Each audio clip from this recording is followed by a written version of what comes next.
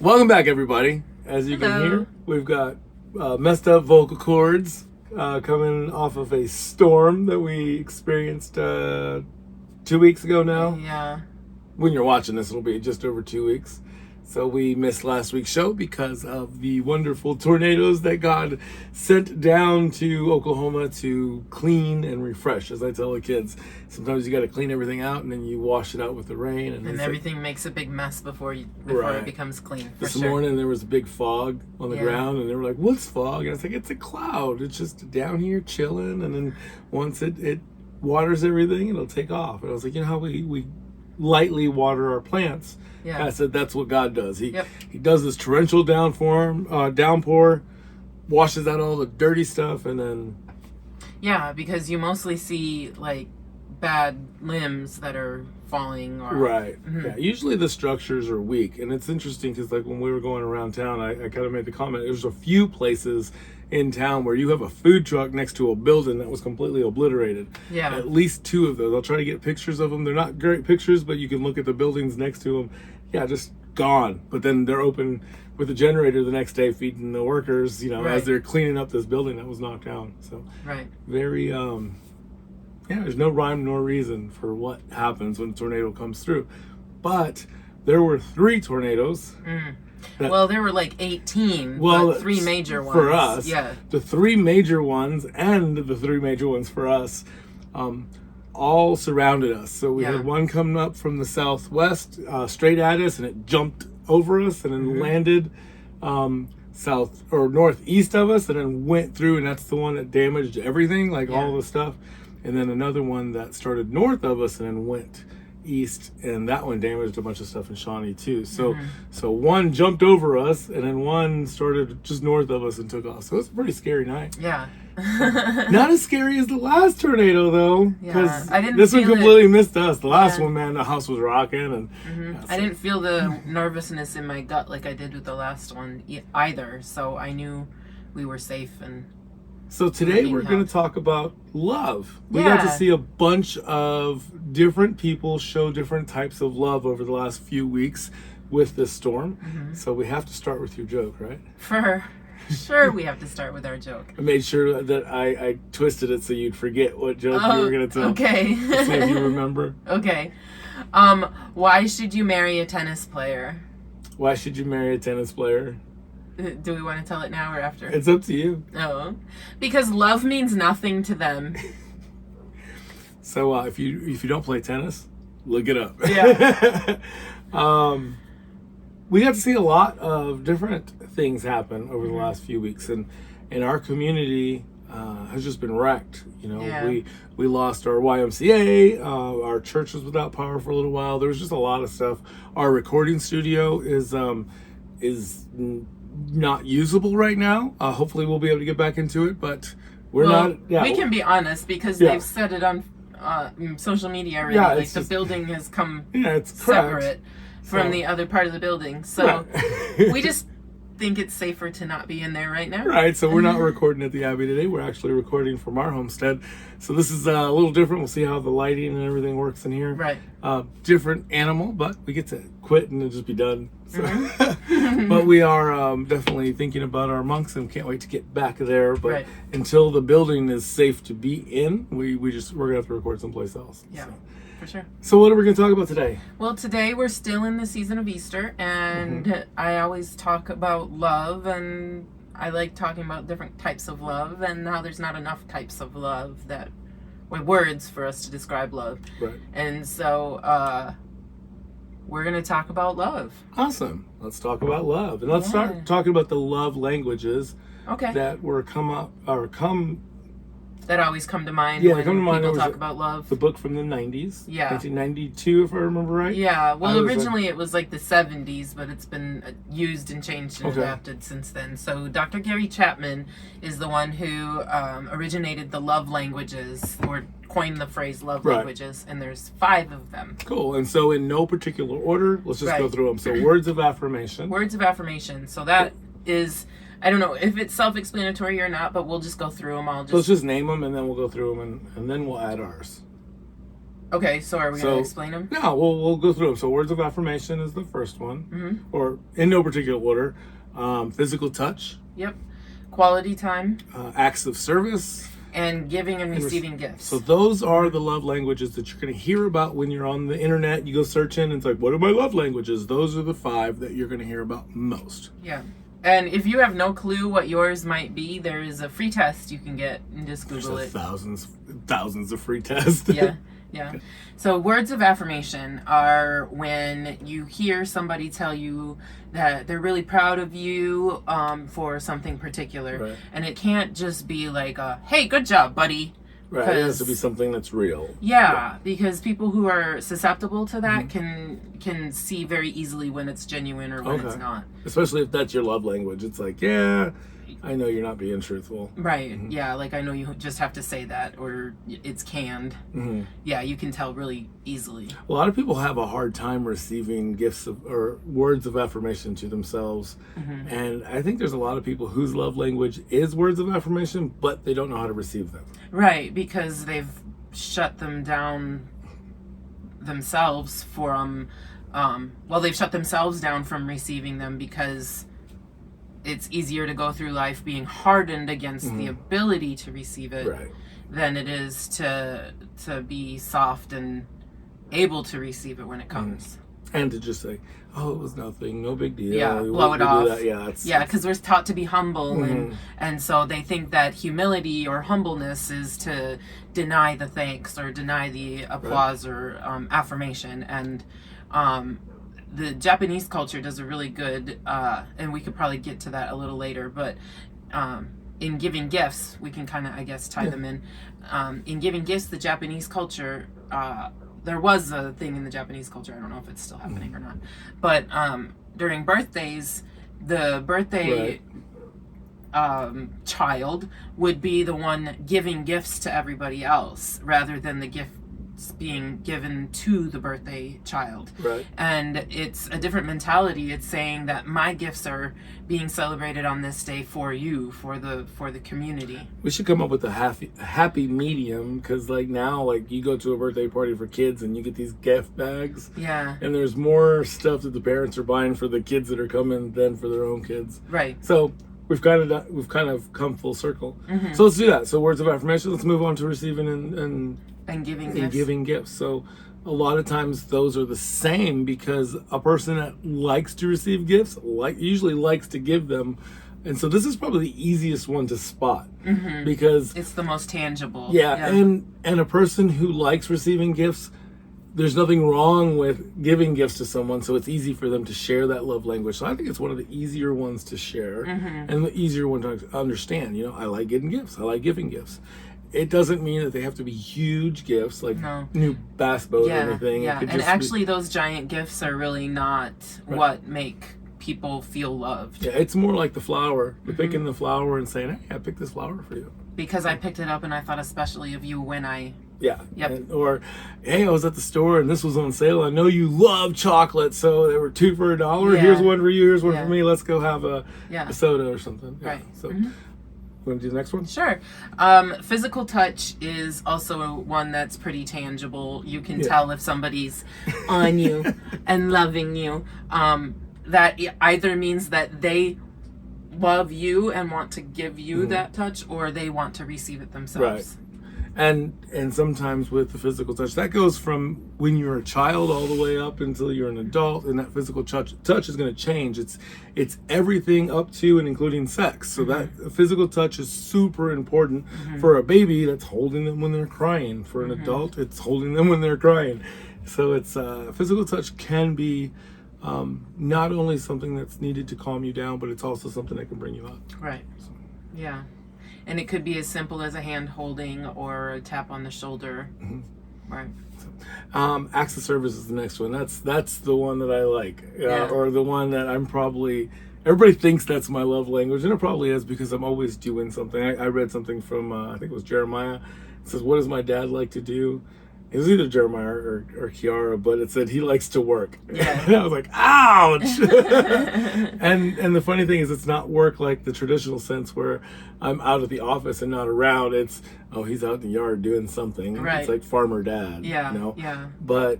Or it's, hey, kids, come out and work with me. Yeah, come hang out. No, don't hang out with Dad because he's going to make us dig a hole. Or he's going to make us do a fence. Right. And this whole time, I mean, when I do that, the entire time I'm thinking I'm doing this for my family. Right. I'm keeping my family I safe. know it's not about protected. the fence. Yeah. And, you know, it's like I have to do this because if this doesn't get done, that doesn't get done. Right. We're, you know, cutting the grass is an act of service, especially if it's not your responsibility.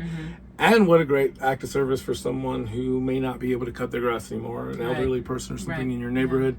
It really, with as small as yards are, it's not like our yard, but as small as yards are, it's really nothing to just keep cutting grass just a few more feet. We did it once, you know, for that one neighbor. I think she had like 10 feet of yard that was like we shared. Yeah. And it's like, just cut it. Just cut it. And then she got to the point where she cut ours, you know, because it was like 3 feet of our yard and 10 feet of her yard. So whoever cut grass, just cut it. So that's kind of the way we did it. So, and that's an act of service. So it's an act of love and with a neighbor. So it doesn't have to be like, oh, kissy kissy. Right. Yeah. You want to do the last one? The last one is quality time. Yeah, we went all out of order, so. Well, it's okay. There is no order to it. There's an order on our list. Okay. Which is, there's no order to our list. Right. So quality time is the ability to sit around and do nothing. I mean, you don't have to have these giant, deep conversations. You don't have to even be doing anything. Or you could do a podcast and get together and talk about your faith and about life, and you solve the world's problems, and you really don't, but at least you get to spend some time together doing it. Armchair quarterbacks. There you go. Armchair quarterbacks. So one of the biggest problems I have with the love languages, I will say, as soon as you guys go down to the description and check out our Oblate store, and we want to shout out 2 of our sponsors today. 2 of them. Romantic Catholic. And Beard Balm. So check them out. Romantic Catholic is a awesome ministry that sells shirts. You can go and get some really amazing Catholic shirts. This is one of them. This is actually from our friend up St. Hood. This is another campaign. Johnny, New York, he's up there. We'll link that too. So so many awesome people that have come to our assistance to help us do the show. You know, like having an outfit to wear for a show is a pretty big deal because what are you going to wear? You'd be surprised how many things go into it. So let's get into what I wanted to talk about. Really was that there's not enough love languages. I'm gonna take your water. You gotta hold it with your left hand. I'm capable. Yay! It matches my shirt. Matchy. Look, yeah. We will have one of these shirts available in our store eventually, but right now, go to Romantic Catholic and get it from them because they're the ones that did this shirt. It's so awesome. Why do another one, right? Right. Go support those guys right. with the link that's down there because then they'll know that we sent you, and that's the whole reason for sponsorship. So thank you. All right. Thanks, Ruben. So I was saying, I get frustrated with those love languages because although you could connect them, and some people have online, to the Bible and to our faith life, our faith is bigger. Yes. And there's so many more things that I think need to be added. So I came up with some earlier with Rachel's help. So we came up with 5 more, right? No, 6 more. 6 more. Because why not? Yeah. So we have 10 love languages. It'll actually be 11. 11. Because 5 plus 6 is 11. Oh, you're right. So, 11. I can't math today.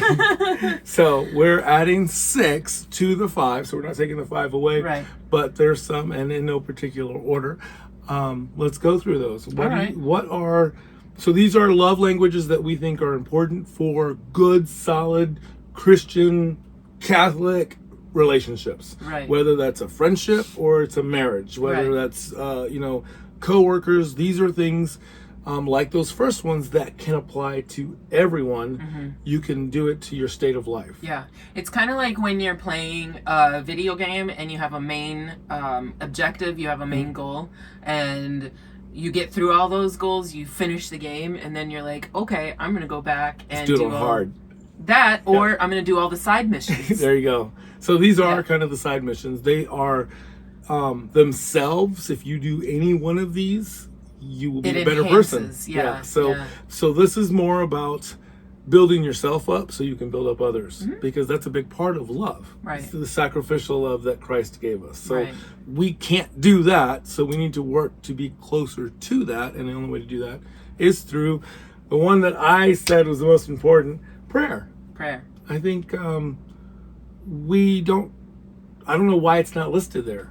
Prayer is our communication with God. It's the way we build our relationship with Him. When you're married or when you're in a relationship with someone, you guys are together. And especially when you're married, you're welded together. Yeah. So when you pray to God, you should be praying together. So if you're not praying together, you're not doing what God has asked you to do. Right. Yeah. It's like going to counseling and trying to work on your marriage when the other person's not. Yeah, I won't go to counseling. And yeah, absolutely. So prayer has to be a part of a romantic or a non-romantic relationship if you truly want to draw closer to each other. Because if you keep your eyes on God and you try to be lost in Him, you will find the partner or the mate that is also lost in God, and you'll just be together. Right. So we've explained it many different ways, but my favorite way is a triangle. So you have yourself and you have your spouse, and then you have God at the pinnacle. And you think the closer you get to God, as both of you are traveling, look at what's happening to the two of you. And so the closer you guys get to God individually, the closer you're getting to each other as well. I like that. And just to add to that, because that's really cool, I'll try to get a graphic up. But if one of you is moving a little faster, you're still getting closer to each other and closer to God at the same time. So don't think, well, my spouse won't go to daily mass with me, or my spouse won't pray the rosary with me, or my spouse. There's so many things that you could have in your faith life that your spouse isn't ready for, your friend's not ready for. So continue on with what you're doing in a loving way and invite them along on the journey. Right. And you can't discredit what they're doing themselves just because it's not the thing that you're doing. Yeah, because it's not pious. It's not like, oh, look at me. I'm going to mass, but, well, you're at mass. What are they doing? Right. You can't really say, well, they're just sitting around watching TV. They may be on their knees in front of, Mary statue somewhere else. You don't know. One of the coolest things when I was a kid was my uncle who never went to church. And I was always at church, and I would catch him going to adoration, or I'd catch him lighting a candle in front of the Blessed Sacrament, or the Mary statue, not the Blessed Sacrament, but there was a Mary statue there. And he didn't know I could see him because I was in the cry room, so he didn't know anybody was there. But I would see him kind of like on his lunch break, or I guess he would run in there. And that's beautiful. So we don't know where someone's prayer life is. Right. So. Yeah, one of my favorite things to see at church is the husband comes and then he gets roped into being I'm losing the word. A greeter or an usher, yeah. So, well, okay, it'll keep him busy, and he'll get to be at the back of the church, and then the next thing you know, they're on the Knights of Columbus. Yeah. It just kind of happens like that. So yes, prayer. Prayer brings you closer to God, and it brings you closer to the person you're praying with. So without prayer, there's no relationship. Right. Saint Monica prayed fervently for her son, Saint Augustine. Yeah. Who is a doctor of the church. And who did not want to be. No, he don't want to be. So let's move on to the next one. You can pick any of them because we're just. The next one I like to talk about is integrity. Integrity. Oh, yes. I like that one. Yes. Integrity is a gigantic word for saying who you are and being who you are all the time. Honesty. I think if you lack integrity, your fences are weak, and you end up following any whim that comes, and it makes it really difficult to be steadfast. Yeah, absolutely. And there's another one that's closer to that too. Yeah. But yeah, I think that integrity is in everything. The other day I checked out at the Farm and Ranch store. I'm not going to give anybody a plug unless they're going to sponsor us, but I was at the Farm and Ranch store, and I walked out. It's put my stuff back into the trunk and realized, the little seat thing, the little plastic seat thing the kids sit on. Yeah. In the cart. Yeah. I guess the kids were with me, but the little ball that I got for the tractor was underneath that, and so I hadn't paid for it. And so I put the stuff away. I grabbed it. I walked back in, and there's a police officer sitting in line. And then I get in line, and the lady looks at me like, "What do you need?" I was like, "Well, I was trying to shoplift this, but it's not worth my soul." And then she goes, "I don't know how many people would have just not brought that back." And I said, "Yeah, but that's not me. It's just not worth it." I was like, "I have to go to confession. I have to tell my wife I did this, and then every time I use it, I'd feel like crap, Right. Because that is integrity. Yeah, even if it's 86 cents. Yeah, or the grape. The grape. Yeah, so, the grapes in the produce aisle. Right. Yeah, taking that grape. If you take a grape that's weighed by the pound, just so you know, a credit card or a quarter weighs about the same as a grape. So drop that on the scale when you're paying for it. Then you don't have to feel bad about tasting them before you buy them. Hey, there you go. There you go. Yeah. So if you do it after the fact, though, sometimes the checker thinks you're weird. Well, they'll probably think about it all the time. Why do you want to do this? Well, because I ate a grape. Well, you don't have to do. I have to do it. It's only 5 cents. Yeah, I got to do it. Right. It's a big deal. It's important. So yeah, because if we practice integrity in the little things, like Christ says, He will trust us with the big things. Right. Yes. So. I always tell my daughter whenever she's coming up against a new skill or something that's particularly difficult, I remind her about what it was like to learn how to snap.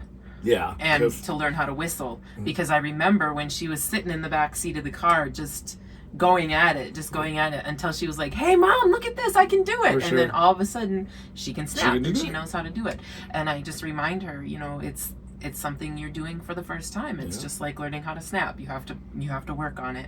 Yeah, and she likes to do things like right away, which makes it harder. Like, I want to know how to ride my bike now. It's like, well, you have to practice. Right. I don't want to practice. I just want to know how to ride it now. Right. Okay. I was ready, and then I got a little sweat thing. So we're stopping in between takes because that's what we don't have. We got a really hot place. And and too much background noise to have fans. Yep. Anyways, so fidelity is the next one. The fidelity. Yeah, I like fidelity. Semper Fidelis is the Marine Corps motto, and I'm not a Marine. I almost was. I decided that I didn't like crayons that much, so I joined the Army instead.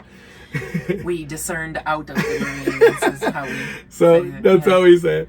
I was. It's great. I was at a field trip, chaperoning a field trip, and I saw one of the dads with his daughter, and he had his Marine Corps tat, and I walked up to him and I said, "Tell me the truth. What's the best flavor crayon?" His daughter looked up at him, and he looks at me without skipping a beat. He goes, "I like the reds." And so we had this little moment, and it was like, "Hey man, welcome home," and it was a really neat moment. But the cool thing about that motto, Semper Fidelis, always faithful, is that idea that no matter what, you're going to remain faithful to that person. Mm-hmm. In the Marine Corps, they say it's faithful to the Corps, but it really isn't. It's faithful to your brother. Mm-hmm. And in the Army, it's the same thing. You're faithful to your brother more than you're faithful to the Army, because the Army as a whole doesn't care about you, but the guy in your platoon does. So because he's going to be the one pulling you out of the mud, or vice versa, right, Yeah. And which is why it's so important to trust. And when you're faithful to someone, it's easy to be trusted. And when someone's faithful to you, it's easy to trust them. Right. And it's incredible that a military unit or a military branch would have that as their logo or motto, because that faithfulness is super important when it comes to relationships. Right. Yeah, let's bring that in a little further and explore that a little more. So when a woman feels like she can say something and her man's not going to be like, "Oh, this woman's crazy, I'm just going to like let her go and be by herself." And if she feels any little bit of insecurity towards that, she's not going to be able to open up to you and trust a man. To you, I say she's not going to be able to trust a man because he doesn't have that ability to stay in the muck and help clean. Yeah, if he just takes off whenever it's time to clean up, and he's only there when everything's clean. Yeah, our son kind of does that. Whenever it's time to start cleaning, he always finds something to complain about, or some bigger situation to distract him from being able to clean. Yeah. We do that. And that's something we all have to work on. My son tells me all the things that I do bad. Oh, of course. So he was so mad at me the other day, he wrote out the Apostles' Creed for me to pray. He said, "This is what we believe, Dad." He fell asleep doing it. It was great. It was beautiful. So I had to finish the end of it. So and it was a good moment. So he's like, "Yeah, you got to do this, Dad." Yeah, fidelity creates a deeper bond because it allows people to trust and go further than they're even willing to go themselves. And my kids and our kids know that they can be honest with us, that we are going to get angry, but they know they're safe. Yeah. Even if they don't think they're safe, they know they're safe. Right. Because they're like, oh no, we know that our parents are faithful to us, and we're faithful to each other. And why do you put up with each other? Because you're faithful. Yeah. So. Yeah. And the thing that I'm seeing a lot on like social media, and it could just be because it's my simulation or my whatever's, but it's what the algorithm is pushing towards the algorithm's pushing towards me. Speaking of algorithms, if you share this, it will help push that algorithm to something positive instead of all this crazy non-positive stuff you're seeing. Non-positive. We have to be the small voice in the wilderness. Anyways, narcissism. Oof. That word is being thrown around like crazy right now, and people don't even understand get a handle on the definition. And the biggest thing that I want to start out with and say, through all of the learning and things that I've done, I'm going to boil it down to this: is a narcissist cannot see themselves in a mirror because they are the mirror. Now think about this. Okay. If you're considering someone to be a narcissist, meaning they're completely involved in themselves and they don't think about anybody else, and everything that happens bad to them is somebody else's fault, think about how you are contributing to that personally, and how are you allowing that to happen? Yeah. Because as soon as a narcissist is challenged against that properly, things all kind of go haywire in their lives. They can be very dangerous too. That's not us saying to just confront a narcissist in your relationship, because sometimes that is where major spousal abuse comes from. It is, and if you're not ready to get into that foxhole, I guess, if you're not ready to get into that battle, then you're not ready to be with that person. So yes, you should not be with that person, but fidelity calls us to get into that hole. Yes, it does. And just so we're clear, a textbook narcissist is someone who never does anything wrong. You are always going to be the person that causes the issue. Right. You are always going to end up feeling bad. You're always going to feel smaller than you are, because they know exactly how to pull those buttons. A narcissist is not someone who went to McDonald's instead of Burger King because they like McDonald's and they just get everything they want all the time, or they get to hold the remote, or they get to pick the Netflix. That is not a narcissist. That is a dominating person. That is just a jerk. That is a jerk. Yeah. And we've all been jerks, and we've all been in relationships with jerks. And we all have a bit of narcissism. Yes. I mean, they say that if you like to see yourself, you're a narcissist. We're doing a podcast. Yes. However, I hate watching our podcast, but it's fun. It's a labor of love. But that's not narcissism. That is, we have something to share that it's of value. Narcissism would be, if you don't listen to us, you're doing everything wrong. No one else is right. There are people out there that are talking about the Catholic Church that we super, super disagree with, which is why we're doing this, because there's some people out there teaching hate, and they're teaching things that aren't Catholic. So, as a mom and a dad, we want something out there positive for our kids. That's not narcissism. That's faithfulness. Right. Fidelity, and it's something else on here. Right, but you can always find the end of the narcissism when you lead with love. Yeah. when you lead with resentment and bitterness and hate and disgust, narcissism is easy to find. Oh, yeah. But when you lead with love, it disappears because you find where the lack is. I think the next one, let's talk about humility. Ooh, you want to talk about that? It is your turn, isn't it? Is it my turn? Yeah, because I did the fidelity. Yeah, you did fidelity. Yeah. Okay. Humility is the ability to stop and say, where did I screw up? It's also the ability to know that you're smart and that you're intelligent and that you're capable and that you're worthy. There's this false humility that comes into a lot of Christian people's worlds where they think, well, I can't do that, or I have to let somebody else do that. I just wrote something on Facebook. Remember that comment that I was writing? And that was about humility. Which one? I mean, when I grew up, I never thought I was the smartest person in the room. And now that I'm older, I regret that I never thought I was, because there were times in my early childhood or even in my young adulthood, I was the smartest person in the room. But I didn't have the confidence, and I had this fake sense of humility, and so that humility was false. And so as we grow older, we learn more about God, we learn more about the people that we're in relationships with. If you're in a relationship with a good person, then that person will be able to bring you closer to a sense of real humility. And that is when you're like, I am really smart at this. Let me keep my mouth shut until I can actually add to this, because there's someone else that needs to have this experience. There's someone else that needs to be able to have the self-esteem or the courage to say, you know what? I am the smartest person in the room. Right, yeah. And when we're young, we have to be bigger, smarter, faster, louder, all that stuff. Smaller is often, the smallest person in the room is often the strongest person in the room. Yes. Think about family reunions.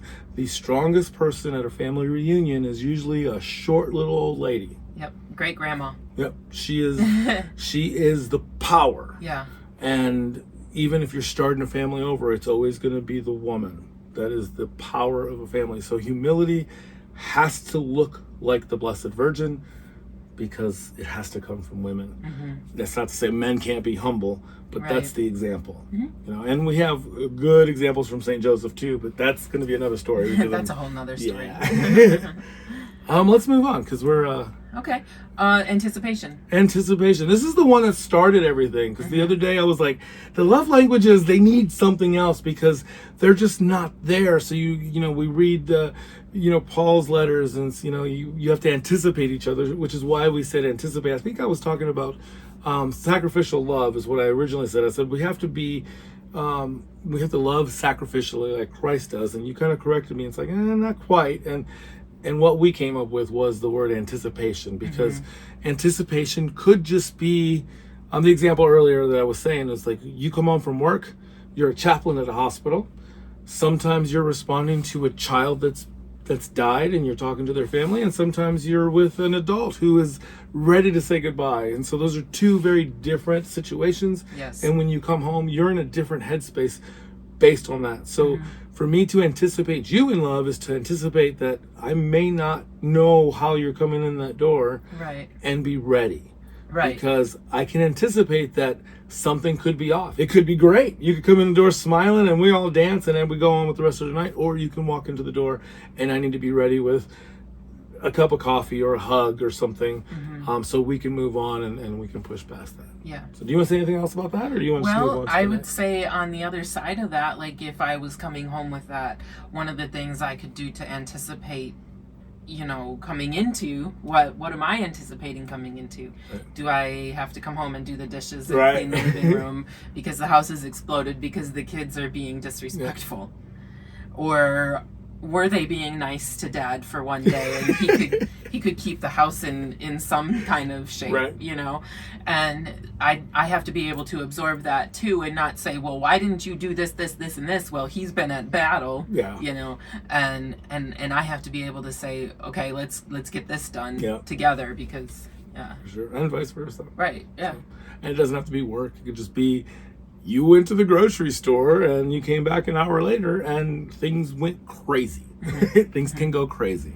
But you can anticipate in love by saying, well, I know that mom likes her coffee like this in the morning, so I'm going to make it like this.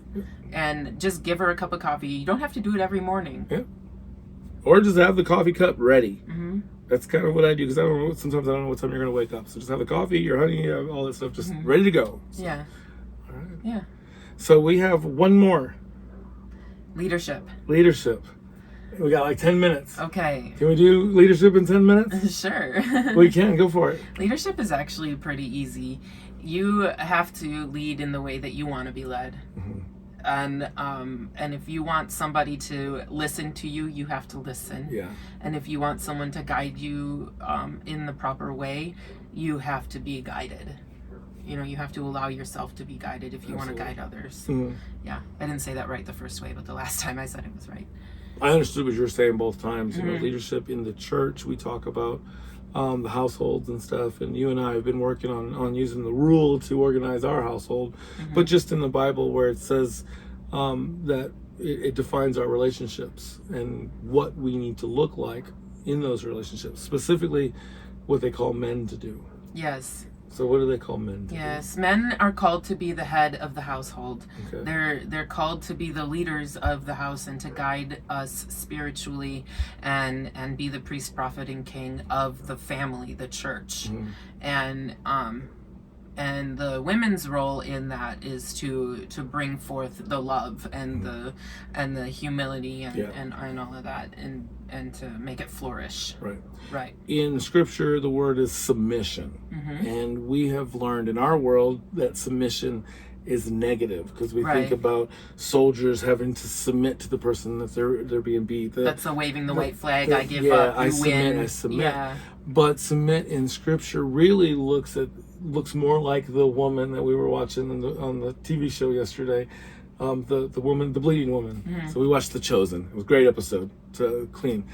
But the hemorrhaging woman touches Jesus's cloak, and that's it. That's true submission. This is, I am done. I am yours. And for a husband and wife, we have to be the other persons because we are no longer ourselves. Right. So that means maybe letting them go along with a wild-brained idea that might actually help connect your son's thinking to something possibly that you never really thought about, and you might actually think it might be a bad idea, but you want to give them the honor to submit to what they're doing, and maybe it works. One of the coolest things scripturally, if you think about it, that idea of allowing the man to be the head is when you practice that and the kids can see it, they see the decision process and they see that the wife is the neck that moves the head, and they realize that the real power really comes from mom. I told Jeremiah the other day, I was like, what am I scared of? And he's like, nothing. Because you know how he is. He's like, you're not scared of anything. And I was like, no, seriously, what could hurt me? You know, and he's young, so he doesn't know better. But he's like, nothing can hurt you, Dad. You're really strong. And I was like, who can make me stop in my tracks? If I am angry, who can say stop and walk away? And he goes, Mom? And I was like, yeah. So who has the power, son? I was like, do I have the power because I have the muscle? Or does mom have the power because she guides it? And that's what that leadership is. If you're going to be the head of the household, you have to be so lost in wanting to serve God that your wife has no choice but to submit to you, because she is in essence submitting to God because you're so lost in him. Correct. So it's not a question of should I listen to him? It's he is absolutely speaking truth because he is following God. I know this. So yes, I honor him. You are in charge. And so as a man, holy cow, we have to be able to say, and I've done this before, and I've tried to use that authority and say, no, this is the way it's going to be. And sometimes that's scary because even though I know that I'm the head and I'm supposed to make that choice, if I'm not honoring her and I'm not honoring the children and I'm not honoring God in that decision, that is not right, it is not good, and it is not just. Right. So lots of different things we talked about today, so you won't have to go back through the entire video. We'll go through them real quick. So the original 5 love languages: words of affirmation, physical touch, quality time, acts of service, giving and receiving gifts. And the ones that we added in no particular order are fidelity, integrity, anticipation, humility, prayer, and leadership. So thank you guys so much for praying for us after we had our week off. Hopefully we'll have a more permanent situation for a studio, because this is kind of back to where we were, where we have to set up and break down, Yeah. And so keep us in your prayers. Definitely head down to the description, help by visiting the sponsors and checking out the store where you can get some really cool shirts. All right. Until next time, work hard, Be kind. have fun. Peace.